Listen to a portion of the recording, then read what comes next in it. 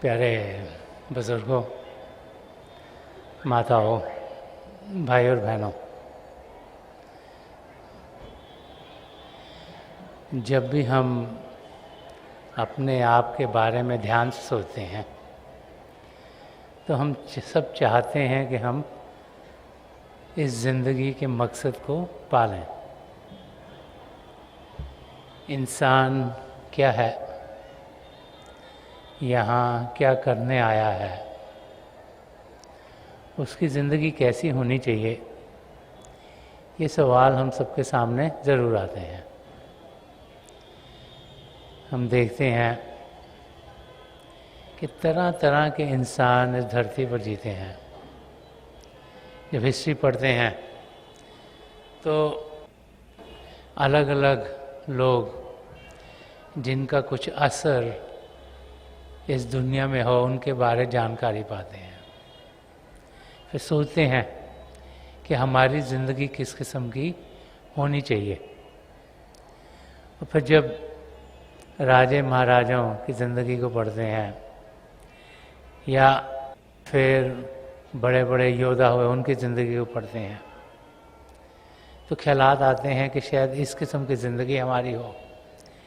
लेकिन जैसे जैसे हमारी जानकारी अपनी ज़िंदगी के बारे में, इस दुनिया के बारे में बढ़ती है तो इंसान के अंदर ख्यालात यही आते हैं कि सुख चैन की ज़िंदगी कैसे गुजारी जाए।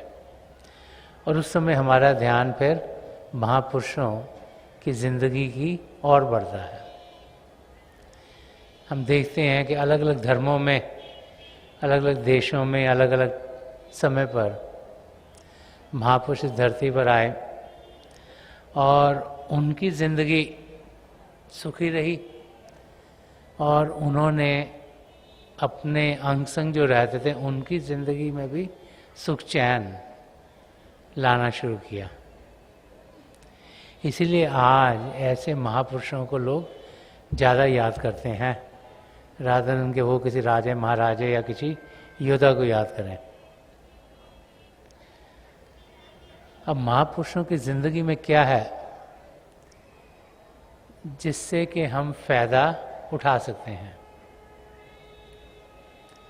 हिस्ट्री की ओर देखते हैं तो हम देखते हैं कि उनकी ज़िंदगी एक शांत ज़िंदगी थी। उनकी ज़िंदगी में चाहे बाहर से हलचल आई हो लेकिन अंदर से वो शांत थे। उनकी ज़िंदगी अपने लिए नहीं, औरों के लिए जी जाती थी। और फिर कई बार जब हम आम इंसानों को मौके मिले महापुरुषों से पूछने के लिए कि उन्होंने जो अटेन किया, जो पाया, वो कैसे पाया, तो अपने लफ्ज़ों में कई बार महापुरुष समझा गए कि किस किस्म की ज़िंदगी उनकी थी और उनको उन्होंने कैसे पाया। गुरु नानक देव जी महाराज, जिनके बारे में आप सब बहुत कुछ जानते हैं, जिन्होंने उस समय पर जो लोग हिंदू धर्म में बिलीव करते थे, जो लोग मुस्लिम धर्म में बिलीव करते थे, उनको प्यार से जोड़ा, जिन्होंने अपने भीतर प्रभु को पाने के लिए समझाया सिमरन के ज़रिए, ध्यान टिकाने के ज़रिए। जब वो अलग अलग जगहों पर जाते थे और उन्होंने बहुत ट्रैवल्स करी और हिस्ट्री पढ़ेंगे तो आप देखेंगे गुरु नानक देव जी महाराज ने बहुत यात्रा की। तो तरह तरह के योगियों ने मिलते थे, तरह तरह के धर्मों के लोग मिलते थे और कई किस्म के सवाल, प्रश्न वो उनसे किया करते थे। सबसे पहले तो पूछा करते थे, आपने अपने जीवन में परमात्मा को पाया कैसे? सिंपल क्वेश्चन कि आप परमात्मा को पा चुके हो तो आपने परमात्मा को पाया कैसे। दूसरा सवाल कि आप कौन सी सिद्धि करते थे, क्या रास्ता आपने अपनाया कि आप इस स्टेट तक पहुंच पाए। तीसरा सवाल, उस समय ये समझा जाता था कि जिनकी ज़िंदगी शुद्ध है, अच्छी है, उनकी सोने जैसी ज़िंदगी है, और जो विकार हैं और जो ये काम क्रोध लोभ अहंकार हमें घेरे रखते हैं, ये लोहे समान हैं। तो उनको सवाल किया जाता था कि ये जो लोहे समान चीज़ें हैं जो आपको हम सबको तंग करती हैं, इसको आपने चबाया कैसे दांतों के बगैर, ये आपकी ज़िंदगी से हटी कैसे, ताकि आप एक सोने की ज़िंदगी जैसे जीना शुरू हो गए हो। उनसे ये भी पूछा गया कि ये सब आपको दिया किसने,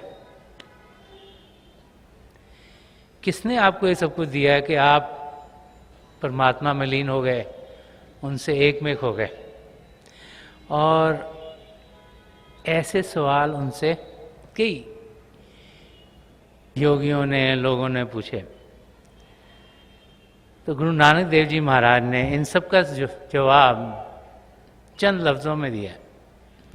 अगर हम उसको समझेंगे तो ज़िंदगी क्या है वो हमारे सामने खुलनी शुरू हो जाएगी, वो कैसे हमें जीना चाहिए वो खुलना शुरू हो जाएगा।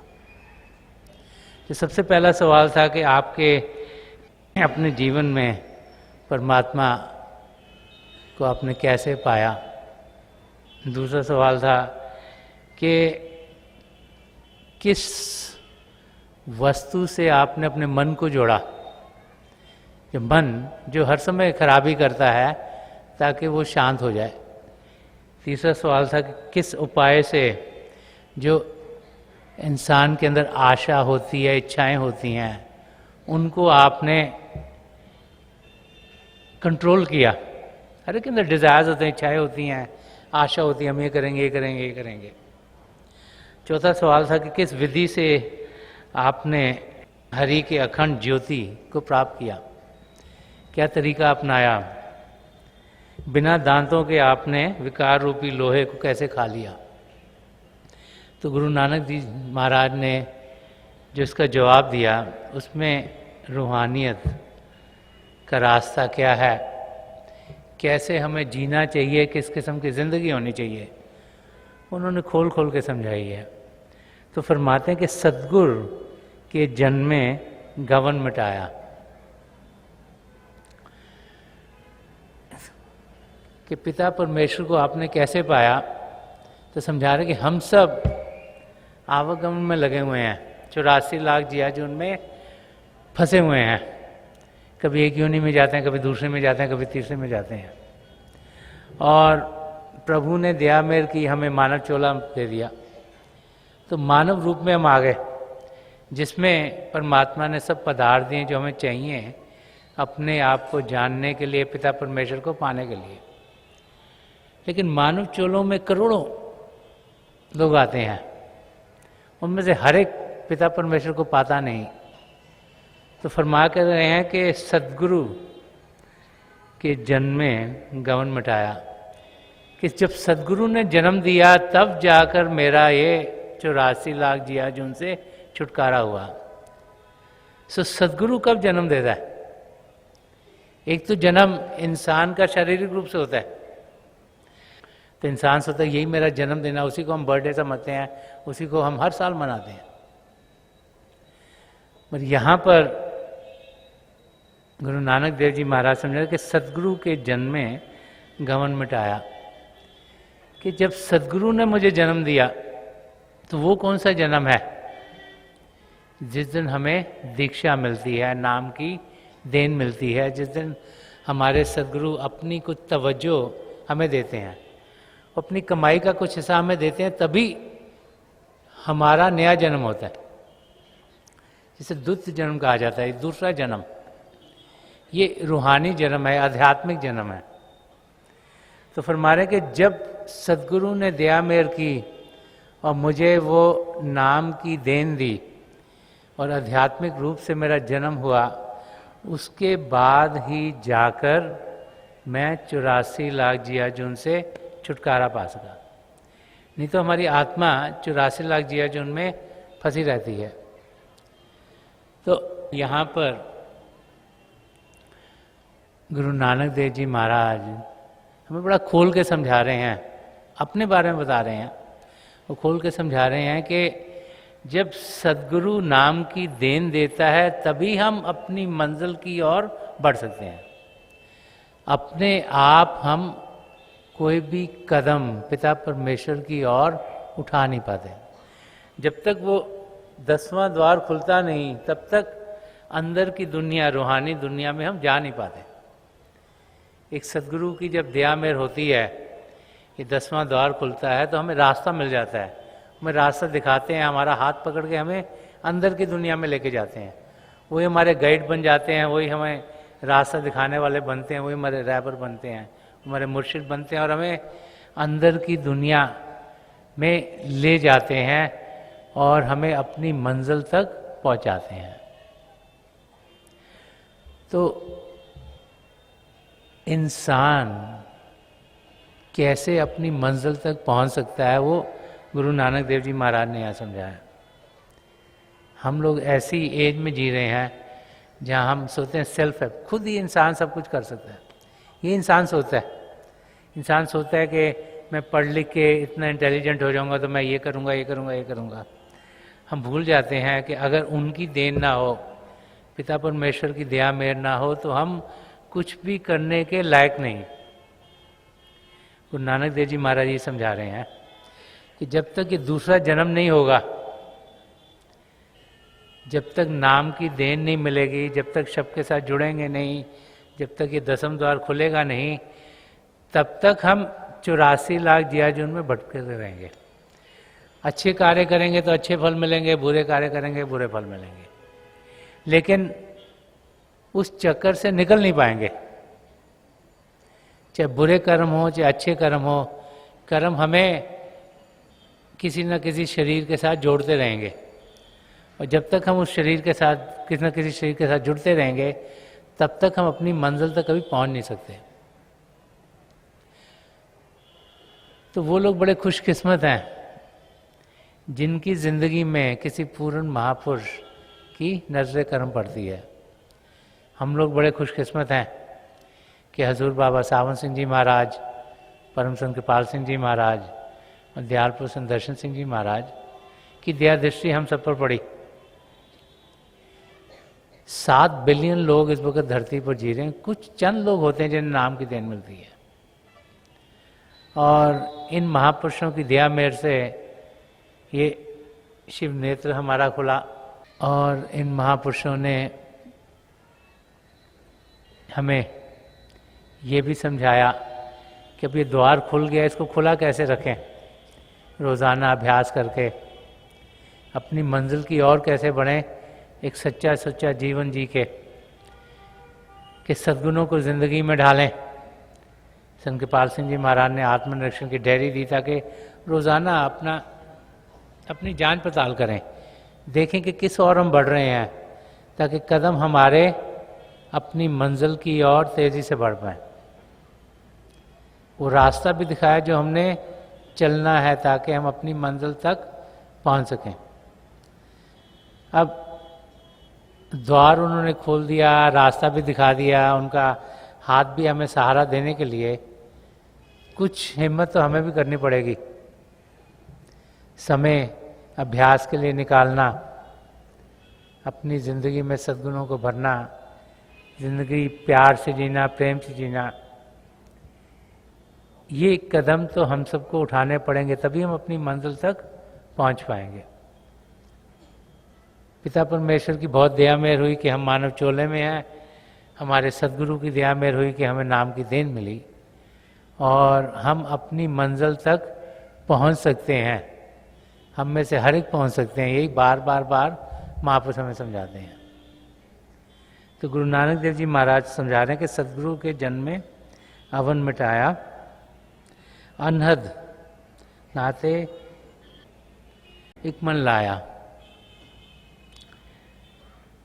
कह रहे हैं कि जो अनहद शब्द है, जो सवाल था कि मन को आपने काबू कैसे करा, कि अनहद राते ए मन लाया, कि जो अनहद शब्द है, जो वो शब्द जो इन कानों से सुनाई नहीं देता, वो शब्द जो कण कण में समाया, वो शब्द जो सृष्टि के शुरुआत से शुरू हुआ था, कि उसके साथ सदगुरु ने जब जन्म दिया तो मन को उस शब्द के साथ जोड़ दिया, और जब उस मन को उस शब्द के साथ जोड़ दिया तो फिर मन की लगन शब्द के साथ रहने में होनी शुरू हो गई। मन को तो जहाँ से कुछ खुशी मिलती है वो उस ओर ही भागता है। हमारा मन जो हमारी आत्मा के साथ इस शरीर में है, उसकी यही कोशिश होती है कि ध्यान हमारा, जो हमारी आत्मा का भारी रूप है, वो बाहर की दुनिया में लगे। जब तक वो बाहर की दुनिया में लगता रहेगा तब तक हम असलियत को जान नहीं पाएंगे। कि बाहर की दुनिया को महापुरुषों ने माया की दुनिया कहा है, कि देखने में कुछ और है, असलियत में कुछ और। तो वो समझा रहे हैं यहाँ पर कि जो अनहद शब्द है, जो हम सबके बीच में चल रहा है, जो सृष्टि के शुरुआत से शुरू हुआ, जैसे कबीर साहब ने भी फरमाया कि अव्वल अल्लाह नूर पाया कुदरत के सब बंदे, कि सबसे पहले परमात्मा तो उनसे ये जो नूर उत्पन्न हुआ, इसी को शब्द कहते हैं, इसी को नाम कहते हैं, इसको कलमा कहते हैं। कि जो अनहद शब्द है, इससे ही सारी सृष्टि रची गई है, कण कण में समाया हुआ है।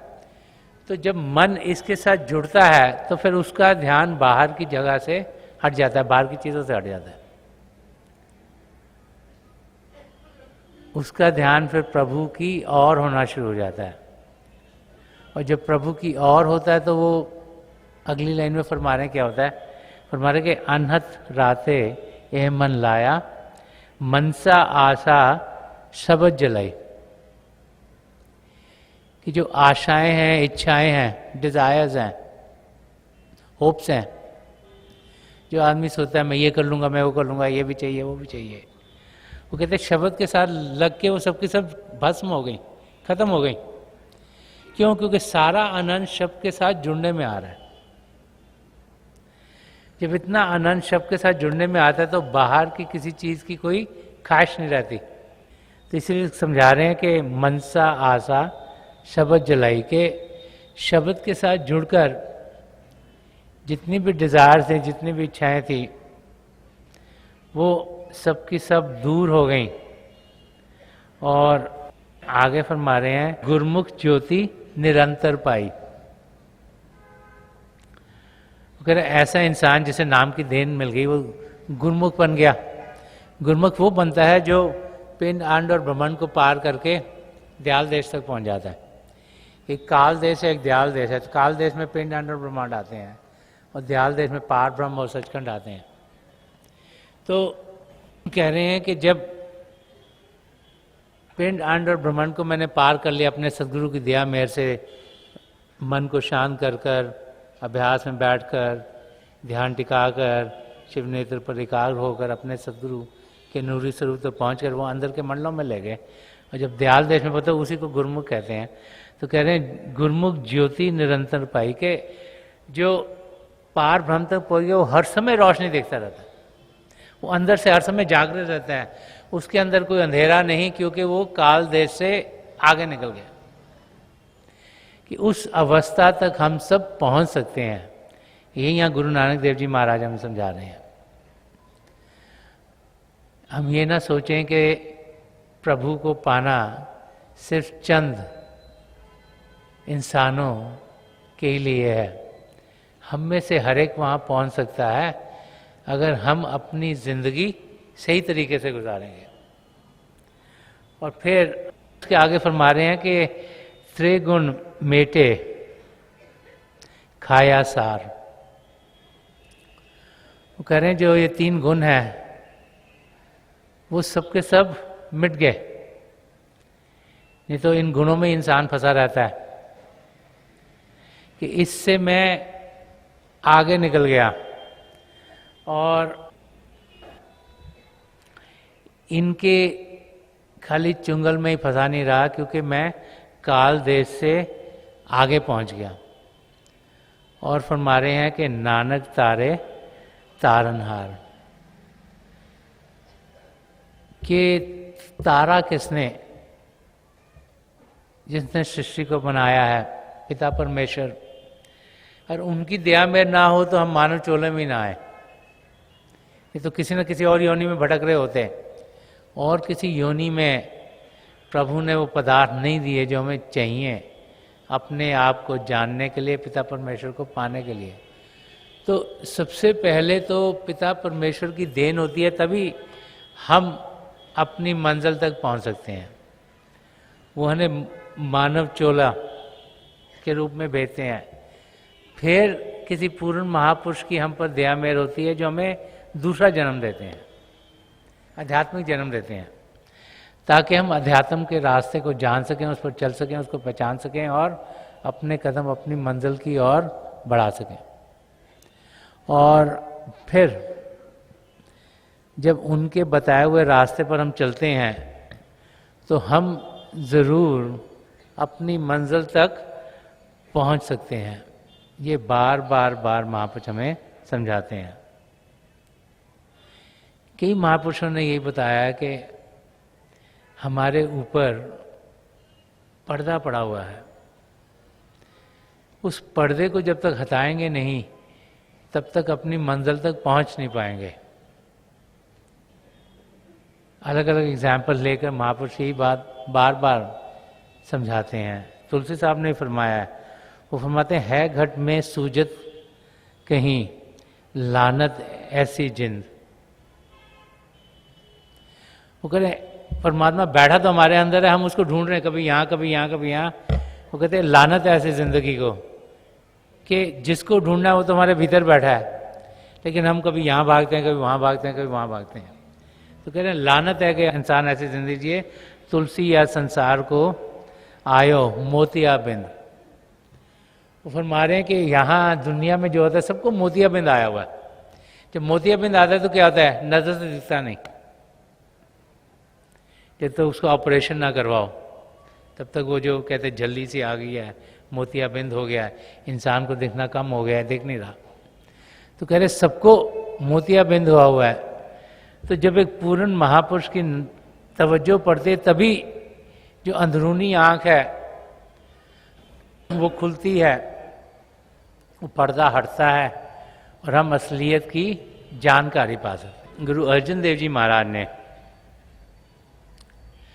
भी उन शिष्यों को जिन पर पूर्ण महापुरुष की नजर करम पड़ गई, ऐसे शिष्य जिन्हें नाम की देन मिल गई, उनको भी एक चेतावनी दी है। गुरु अर्जन देव जी महाराज ने बहुत कुछ रूहानियत के बारे में कहा है और समझाया कि इंसान की ज़िंदगी कैसी होनी चाहिए। और हम देखते हैं कि महापुरुषों के जब लफ्ज़ पढ़ते हैं तो कई पैरेलल चीज़ें मिल जाती हैं। अलग अलग महापुरुषों ने वही बात अलग अलग तरीके से अलग अलग समय पे कही होती है। तो गुरु अर्जन देव जी महाराज फरमा रहे हैं कि पूरे गुरु का सुन उपदेश। कह रहे हैं कि जो पूर्ण गुरु है उसका उपदेश क्या है वो हम सुने। संत कृपाल सिंह जी महाराज भी फरमाते थे, if you love me keep my commandments. वो फरमाते अगर आप मुझसे प्रेम करते हो तो मेरा कहना मानो, जो मैं कहता हूँ वो करो तो सही। अगर यहाँ से सुनोगे यहाँ से निकाल दोगे तो उसका फायदा नहीं होगा।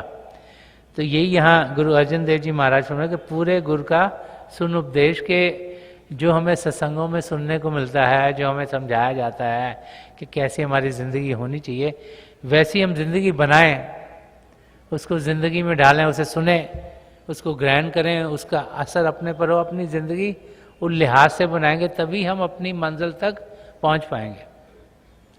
अगर सत्संग में आए और यहाँ से सुना, यहाँ से निकाल दिया और फिर वही करते रहे जो हम रोज़ाना करते हैं, तो फिर हमें कुछ फ़ायदा नहीं हो रहा। फ़ायदा तब होगा जब जो हम सुनते हैं उसको ज़िंदगी में ढालें और हमारी ज़िंदगी भी उस लिहाज से बने। और फिर हमारे पूरे गुरु का सुन उपदेश पार भ्रम निकट कर पेग। बार बार बार महापुरुष क्या समझाते कि भजन करो, अभ्यास करो। क्यों? ताकि शरीर से ऊपर उठ पाए, ताकि अंदर के मंडलों में जा पाए, ताकि हम अपने अंदर पिंड, अंड और ब्रह्मांड को पार करते हुए दयाल देश तक पहुंचे।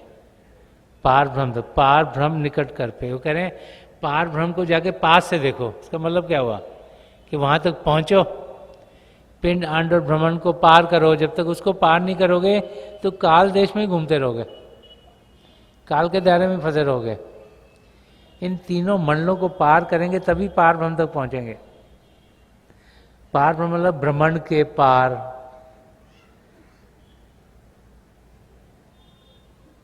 दयाल देश, जब तक वहां पहुंचेंगे नहीं तब तक, जैसे गुरु नानक जी महाराज फरमाए, निरंतर ज्योति दिखाई नहीं देगी। दयाल देश में पहुंचे तो हर एक चीज हमें साफ साफ दिखनी शुरू हो जाती है। असलियत क्या है वो खुलनी शुरू हो जाती है। पार ब्रह्म का हिस्से ही आगे सचखंड भी है। थोड़ा सा पर्दा पार ब्रह्म में, जैसे और वहाँ पर तरक्की इंसान की होती है, आत्मा की होती है, तो सचखंड में तो कोई पर्दा है ही नहीं। सब चीज़ खुले आम हमारे सामने, हमारे अंग संग होती है।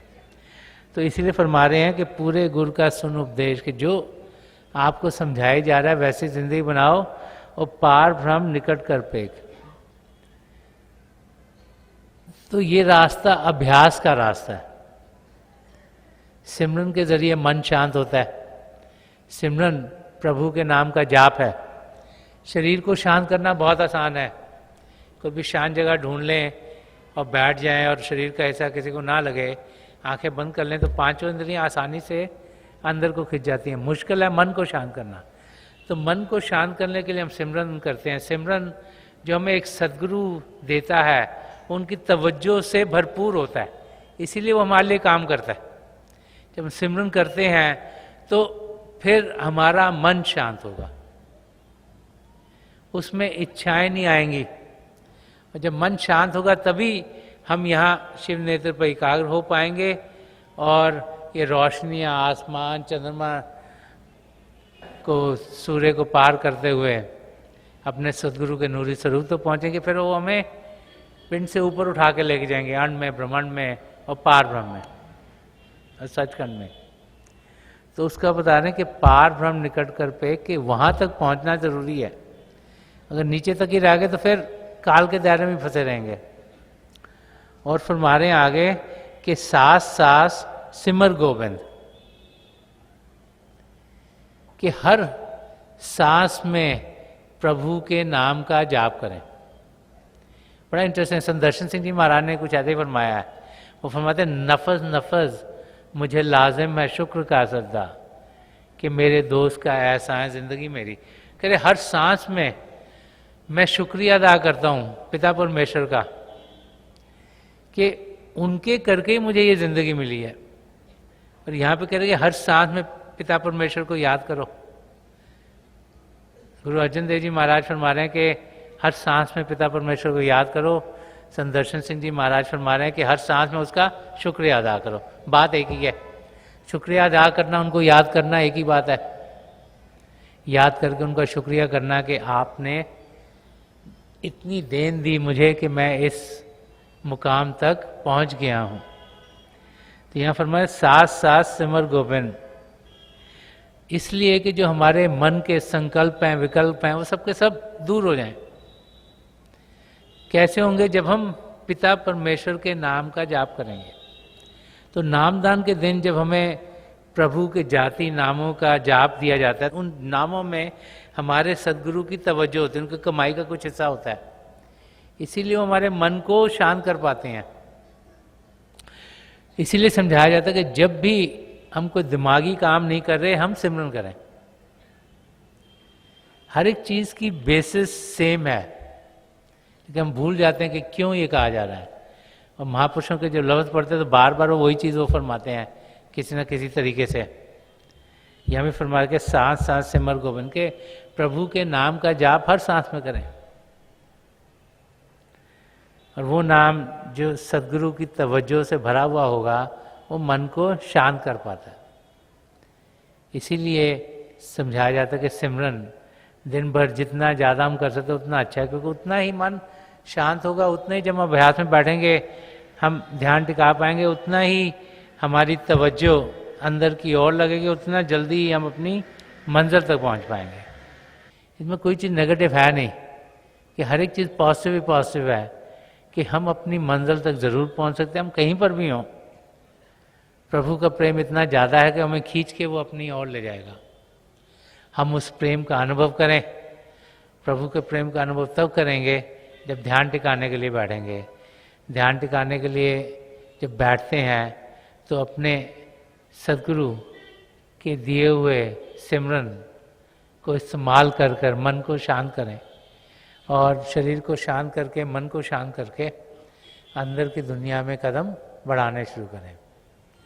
तो आज के दिन मेरे पिता परमेश्वर के चरण कमलों में जो पिछली सेंचुरी के महापुरुष हुए हैं, हजूर बाबा सावन सिंह जी महाराज, परम संत कृपाल सिंह जी महाराज, दयालपुर संत दर्शन सिंह जी महाराज, उनके चरण कमलों में यही प्रार्थना है कि हम सब जो खुशकिस्मत हैं जिनकी ज़िंदगी में महापुरुषों की देन रही, हम उनके वचनों के मुताबिक अपनी ज़िंदगी बना सकें, ताकि इसी ज़िंदगी में हम सब 84 लाख जियाजुन से छुटकारा पाएँ और अपनी आत्मा का मिलाप परमात्मा में करवाएं।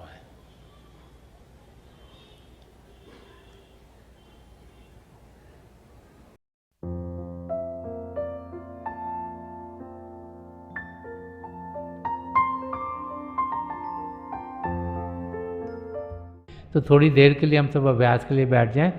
आप जहाँ भी बैठे हैं आराम से बैठिएगा, अपनी आंखें बंद कर लीजिएगा। ये आई बॉल्स आँखों के डले सीधे सामने फोकस हो, जैसे 8-10 सामने आप फोकस हो। आंखें बंद करते ही वो भाई बहन जिन्हें नाम की देन मिली आप सिमरन कीजिएगा। और जो भाई बहन यहाँ नए हैं आप पिता परमेश्वर के किसी भी जाति नाम का जाप कीजिएगा। जाप मन ही मन करना, ऊंचा नहीं दोहराना। मेरी प्रभु के चरण कमलों में और जो पिछली सेंचुरी के महापुरुष हुए हैं, हजूर बाबा सावन सिंह जी महाराज, परम संत कृपाल सिंह जी महाराज और दयालपुर संत दर्शन सिंह जी महाराज के चरण कमलों में यही प्रार्थना है कि जो जो हम सबके लिए बेहतर हो ये महापुरुष हमें दें, हमें सबके साथ जोड़ें और हमारे भीतर प्रभु की ज्योत के हमें दर्शन करवाएं। थोड़ी देर में मैं आपको इस बैठक से उठाऊंगा और मेरी शुभकामनाएं आप सबके साथ हैं।